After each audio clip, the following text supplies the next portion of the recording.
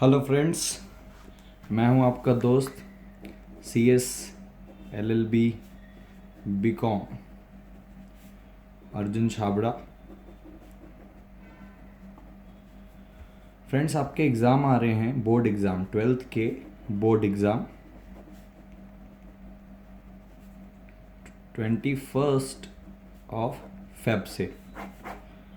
मैं आपको इस वीडियो में ये बताने वाला हूँ कि आपका जो OCM का पेपर होता है, organization of commerce and management, इसका ऑलमोस्ट मैं आपको 55 मार्क्स या 60 मार्क्स का पेपर आपको अभी बता दूंगा, जिसके 99.99% चांसेस है आपके बोर्ड एग्ज़ाम में आने की। आपने हमेशा पढ़ा है 10 साल के पिछले पेपर्स को, लेकिन आपने कभी ये नहीं देखा उनका पैटर्न बहुत ही फिक्स है, बहुत ज़्यादा उनका पैटर्न फिक्स है, उनके पैटर्न में कभी कोई चेंजेस नहीं आते। हमने कभी नोटिस नहीं किया, लेकिन मैं आपको बताता हूँ कि ये 55 से 60 मार्क्स आपके कैसे कवर हो सकते हैं OCM के पेपर में। उसके पहले मैं आपको दिखाना चाहता हूँ, मैंने कुछ एनालिसिस किया हुआ है, वो आप भी देखे थे, आपको कॉन्फिडेंस आए कि मैंने ये सारे निकाले कैसे हैं पेपर क्वेश्चंस। तो उसके लिए सबसे पहले मैं आपको दिखाना चाहूँगा, मैंने कुछ ये डिस्टिंक्शन मैंने निकाले हैं। सबसे पहला, फॉर्म्स ऑफ बिजनेस ऑर्गेनाइजेशन, जो आपका पहला चैप्टर है, sole trading concern, partnership, joint Hindu family, joint stock company and cooperative society. दूसरा मैंने निकाला है district forum state commission versus national commission. तीसरा मैंने निकाला है planning versus organizing versus staffing versus directing versus coordinating versus controlling. Question आता है, सर आपने ये सारी चीज़ कैसे निकाली और आप ये कैसे बोल सकते हो कि ये तीन के तीन ही डिस्टिंक्शन बिटवीन आने वाले हैं हमारे एग्जाम में।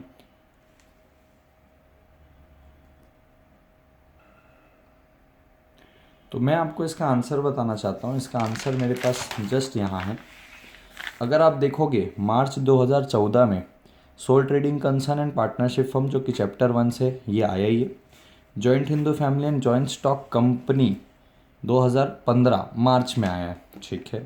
उसके बाद मार्च 2016 में partnership and joint stock company chapter 1 से, sole trading concern and partnership firm chapter 1 से मार्च 2017 में, and joint undivided family and joint stock company chapter 1 ये फरवरी 2018 में आया है। यानी कि चैप्टर 1 से 5 मार्क्स का डिस्टिंक्शन आता है, और वो भी डिस्टिंक्शन कैसे आता है, यानी कि एक फॉर्म ऑफ ऑर्गेनाइजेशन से दूसरे फॉर्म ऑफ ऑर्गेनाइजेशन को आपको क्या करना है, डिस्टिंग्विश करना है। ये हर साल आया है, तो उसके ही बेसिस पे मैंने आपको ये बताया, sole trading concern versus partnership versus joint family, इनका कॉम्बिनेशन आप पढ़ लोगे, आपका 5 मार्क्स का डिस्टिंक्शन बिटवीन बिल्कुल भी जाएगा नहीं आपके हाथ से। सर दूसरा आपने district forum versus state commission versus national commission निकाला है, सर ये कैसे निकाला है, ये आपके चैप्टर 5 का है। कैसे, अब यहाँ पे अगर आप देखोगे state commission and national commission March 2014, March 2015 में आपका district forum and state commission. Then अगर आप देखोगे मार्च 2016 में district forum and national commission.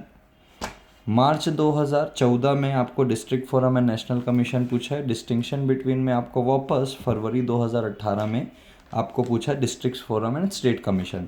यानी कि एक बात तो तय हो गई, 5th वाले चैप्टर से एक डिस्टिंक्शन आना ही है।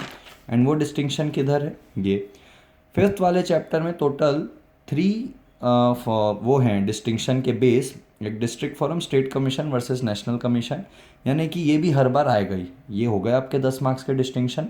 उसके बाद है, मैंने आपको बताया planning versus organizing versus staffing versus directing versus coordinating versus controlling. ये आपका 7th चैप्टर है, फंक्शंस ऑफ मैनेजमेंट, जिसमें अगर आप देखोगे मार्च 2014 प्लानिंग एंड कंट्रोलिंग आया है, मार्च 2015 ऑर्गेनाइजिंग एंड कंट्रोलिंग आया है। देन अगर आप देखोगे मार्च 2016 प्लानिंग एंड कंट्रोलिंग आया है, ऑर्गेनाइजिंग एंड डायरेक्टिंग आया है 2017 में, एंड ऑर्गेनाइजिंग एंड स्टाफिंग। यानी कि सर 7th चैप्टर में से ये प्लानिंग, स्टाफिंग, ऑर्गेनाइजिंग, कंट्रोलिंग, इन सब से एक डिस्टिंक्शन आना ही है।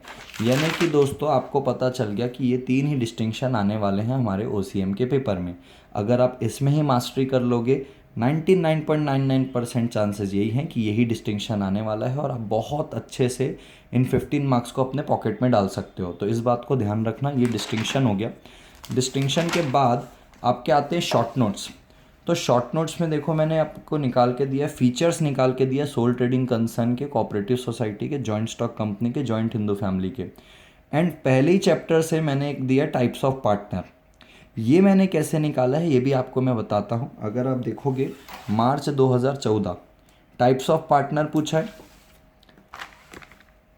टाइप्स ऑफ पार्टनर पूछा तो देखो आप फीचर कोई से भी और बिजनेस ऑर्गेनाइजेशन का फीचर आपको इसमें नहीं पूछा है, ठीक है। अगर आप आ जाओ मार्च 2015 में, मार्च 2015 में देखो आपको फीचर पूछा गया सोल ट्रेडिंग कंसर्न का, तो टाइप्स ऑफ पार्टनर नहीं पूछा है। देन आपको फीचर्स पूछा है जॉइंट हिंदू फैमिली का, तो आपको टाइप्स ऑफ पार्टनर नहीं पूछा है। 2017 में कहीं पे भी इसका फर्स्ट वाले चैप्टर से कोई फीचर्स पूछा नहीं है, लेकिन क्या पूछा है टाइप्स ऑफ पार्टनर्स। अब उसके बाद क्या बोला है फरवरी 2018 में, फरवरी 2018 में अगर आप देखोगे तो फीचर ऑफ कोऑपरेटिव। यानी कि सर ये बात तो क्लियर हो गई, अगर फर्स्ट चैप्टर से शॉर्ट नोट्स आएगा तो वो तो या तो आएगा फीचर्स इन चारों में से, या तो आएगा टाइप्स ऑफ पार्टनर, यानी कि दोनों में से एक 5 मार्क्स का आएगा। यानी कि सर फर्स्ट चैप्टर से अगर शॉर्ट नोट्स आए तो ये दोनों में से ही कोई एक आएगा, ये क्लियर हो गया। उसके बाद अगर आप देखोगे मैंने चैप्टर 3 में ई बिजनेस निकाला है, उसके एडवांटेज और डिसएडवांटेज जिसके आने के 99.99% चांसेस है। सर आपने कैसे निकाला है, देखो मार्च 2014 में अगर आप देखोगे, मार्च 2014 नहीं, मार्च 2015 में अगर आप देखोगे यहाँ पे आपको, सॉरी मार्च 2016 में, मार्च 2016 में ई बिजनेस पूछा हुआ है। देन मार्च 2017 में आपको डिसएडवांटेजेस पूछा हुआ है। देन आपको शॉर्ट नोट्स में एडवांटेजेस पूछा हुआ है ई बिजनेस के, यहाँ पे कंटिन्यूसली ये पूछ ही रहा है शॉर्ट नोट्स में। सर और किधर पूछा है ये भी बताइए। अगर आप एटीकेटी वाले पेपर में आओ जुलाई 2017 में, जुलाई 2017 में देखो यहाँ पे एडवांटेज ऑफ ई बिजनेस पूछा हुआ है। जुलाई 2016 पे नहीं है, लेकिन अक्टूबर 2015 में एडवांटेज में पूछा हुआ है। जुलाई 17 में कहीं पे भी नहीं है, लेकिन प्रोबेबली हर बार लगातार 3 बार पूछ रहा है तो उसके ई बिजनेस के एडवांटेज डिसएडवांटेज आपको आ सकते हैं। चैप्टर 6 में any 5 principal of management, nature and importance of principle of management को निकाला है मैंने। क्यों? क्योंकि ये देखो ये यहाँ पे आपको पूछा है importance of principle of management March 2014 में। देन नेचर एंड प्रिंसिपल आपको यहाँ पूछ लिया है। उसके बाद एनी 5 प्रिंसिपल ऑफ मैनेजमेंट यहाँ पूछ लिया है। एनी 5 प्रिंसिपल ऑफ मैनेजमेंट को मार्च 2017 में पूछ लिया है। एंड ऐसे करके सारी चीज़ें जारी है। अगर आप देखोगे तो फरवरी में इनने प्रिंसिपल नहीं पूछा, यानी कि इस बार यानी कि मार्च 2019 में उसके आने के बराबर चांसेस। ठीक है सर, चैप्टर 6 का भी हो गया। एंड अगर आप नोटिस करेंगे चैप्टर 7 में मैंने इंपॉर्टेंस निकाला, यानी कि शॉर्ट नोट्स अगर चैप्टर 7 से पूछेगा तो इनमें से किसी एक इंपॉर्टेंस में पूछेगा। सर ये आपने कैसे निकाला? तो देखो मार्च 2014 में सबसे पहले इंपॉर्टेंस ऑफ डायरेक्टिंग पूछा। उसके बाद आप आ जाइए मार्च 2017 में इंपॉर्टेंस ऑफ स्टाफिंग पूछा है। देन फरवरी 2018 में इंपॉर्टेंस ऑफ कोऑर्डिनेटिंग पूछा है। यानी कि अगर सेवन्थ चैप्टर से अगर शॉर्ट नोट्स आ रहा है तो वो इंपॉर्टेंस के ही ऊपर आता है। अब मैं आपको बताता हूँ, शॉर्ट नोट्स में आपको 5 में से 3 बनाने होते हैं, तो इनमें से एक क्वेश्चन तो आपका कैप्चर हो ही जाएगा। क्यों? पहला वाला चैप्टर तो आपको यूं भी करना है, तो ये फर्स्ट शॉर्ट नोट्स तो आपका एनी हाउ कवर्ड है। इन 3 में से डेफिनेटली 2 की आने की चांसेस, अगर फंक्शंस ऑफ मैनेजमेंट चैप्टर से है तो इनमें से एक इंपॉर्टेंस आएगा। 6th चैप्टर से शॉर्ट नोट्स आया तो इन 2 में से ही एक में आएगा, और चैप्टर 3 में से आया तो बिजनेस एडवांटेज और डिसएडवांटेज से ही आएगा। तो ये बहुत ही इंपॉर्टेंट है। 99.99% चांसेस है आपके 5 में से 3 शॉर्ट नोट्स इसमें से आ जाएंगे। उसके बाद बात आती है आपके आंसर द फॉलोइंग। जो आपको 4 आते हैं, 4 में से आपको 2 बनाने होते हैं। तो 4 में से 2 में सबसे पहले मैंने आपको क्या दिया है, characteristics of entrepreneurship, function and need of entrepreneur, factors motivating entrepreneur. आपका जो चैप्टर 8 है ना, आपके बोर्ड वालों ने इसको अलग से स्पेयर पे रखा ही इसीलिए। टोटल 7 मार्क्स का आता है ये, जिसमें से 5 मार्क्स ये आंसर द फॉलोइंग में हर बार देते हैं। सर ये आप कैसे बोल सकते हो? आप देखो मार्च 2014 का ये यहाँ पे एक आपको मैं क्वेश्चन दिखाता हूँ। ये यहाँ पे मार्च 2014 का अगर आपको मैं क्वेश्चन दिखाऊं तो ये अगर आप देखोगे कैरेक्टरिस्टिक्स ऑफ एंटरप्रेन्योर, ठीक है सर, और कब पूछा है इसको, उसके बाद इसको पूछा है मार्च 2017 में characteristics of entrepreneurship, then explain characteristics of entrepreneurship यहाँ पे भी पूछा हुआ है। उसके अलावा फंक्शंस ऑफ एंटरप्रेन्योर आपको अगर दिख जाएगा मार्च 2016 में, तो ऐसे एंटरप्रेन्योर का बहुत बार पूछा है। और यहाँ ही नहीं, अगर आप एटीकेटी वाले पेपर में देखोगे तो यहाँ पे भी फैक्टर्स मोटिवेटिंग एंटरप्रेन्योर है, यहाँ पे भी आपको फंक्शंस ऑफ एंटरप्रेन्योर दिखेंगे जुलाई 2016 पे, और यहाँ पे भी कैरेक्टरिस्टिक ऑफ एंटरप्रेन्योर जितनी बार आया सब में। तो अगर आंसर द फॉलोइंग आएगा तो चैप्टर 8 से तो आएगा ही, और चैप्टर 8 से अगर आएगा तो इन तीन में से कोई एक आंसर द फॉलोइंग आएगा, जिसके आने के 99.99% चांसेस है। उसके अलावा चैप्टर 4 में वो सोशल रिस्पॉन्सिबिलिटी ऑफ बिजनेस पूछता है टुवर्ड्स गवर्नमेंट एम्प्लॉयज़, या आ सकता है कि ओनर्स के लिए। अगर यानी कि चैप्टर 4 से अगर आपको कुछ पूछ रहा है तो वो इनमें से ही पूछता है, सोशल रिस्पॉन्सिबिलिटी में से। और मुझे जो इस बार आने के चांसेस ज़्यादा लग रहे हैं वो ये है, चैप्टर 5 में से importance of consumer protection, right of consumer, right of responsibilities of consumer, right of consumer से आने के पूरे चांसेस हैं। क्यों? अगर आप देखोगे मार्च 2014 में भी इंपॉर्टेंस आए हैं, फिर रिस्पॉन्सिबिलिटीज़ ऑफ कंज्यूमर मार्च 2015 में भी आया है, एंड उसके बाद अगर आप देखोगे 2017 में राइट्स ऑफ कंज्यूमर आपको पूछा है मार्च 2017 में। एंड फेब में आपको क्या पूछा गया है, नहीं फेब में आपको इसके बारे से कुछ नहीं पूछा है। तो यही मैं बताना चाह रहा था आपको, क्योंकि 2014 में पूछा देन 18 पे नहीं पूछा, तो 18 पे नहीं पूछा यानी कि चैप्टर 5 से इस बार आंसर द फॉलोइंग आने के बराबर चांसेस है, जो इन तीनों में से एक में से आएंगे। इनको आप गलती से भी मत छोड़िएगा, 99.99% इसमें से ही आएंगे। एंड रेस्ट अगर आपका आंसर द फॉलोइंग आता है तो आपका आता है 5 प्रिंसिपल ऑफ मैनेजमेंट, और हेनरी फील्ड का प्रिंसिपल ऑफ साइंटिफिक मैनेजमेंट। ये भी मैंने इन सब में से ध्यान कर से निकाला है। अगर आप देखोगे मार्च 2014, तो मार्च 2014 में 5 principal of management by Henry field पूछा है। देन मार्च 2015 में प्रिंसिपल ऑफ साइंटिफिक मैनेजमेंट पूछा है। देन उसके बाद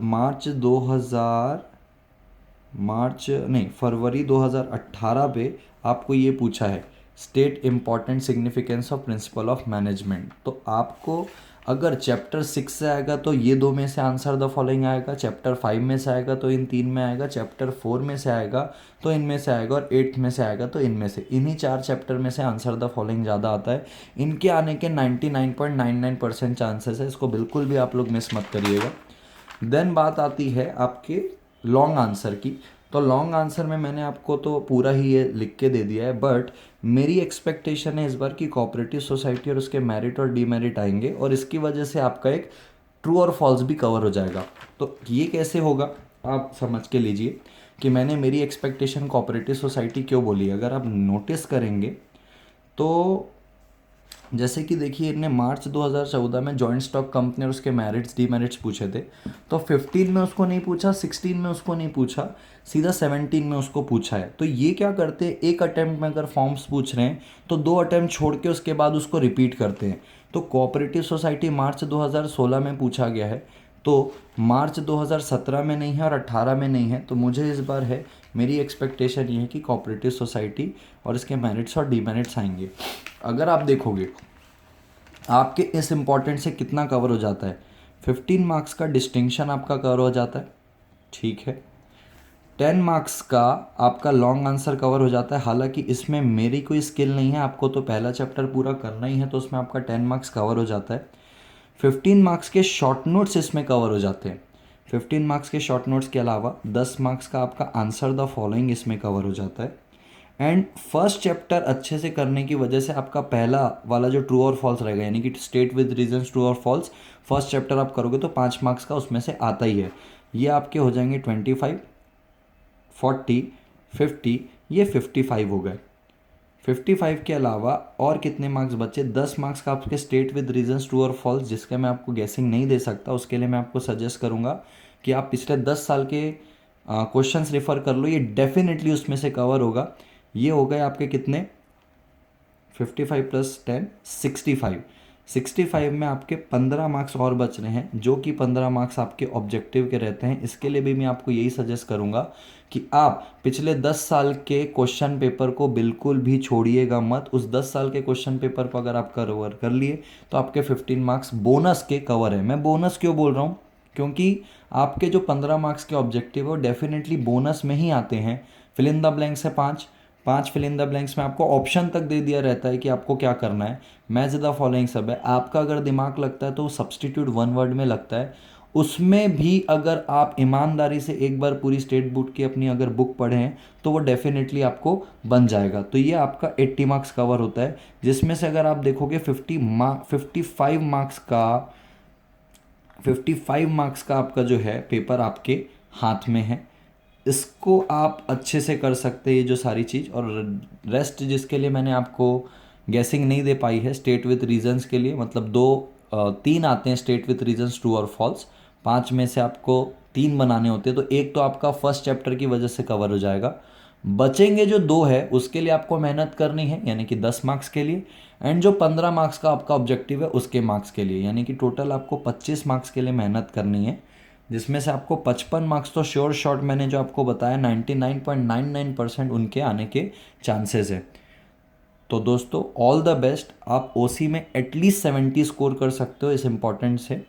एंड इन केस अगर आपको एसपी का भी इम्पॉर्टेंट लग रहा है, जिन बच्चों का एसपी है, आप प्लीज़ कमेंट में मुझे बताइए कि आपको एसपी का भी इम्पॉर्टेंट लग रहा है, तो मैं एक वीडियोस एसपी के इम्पॉर्टेंट के ऊपर भी बना सकता हूँ।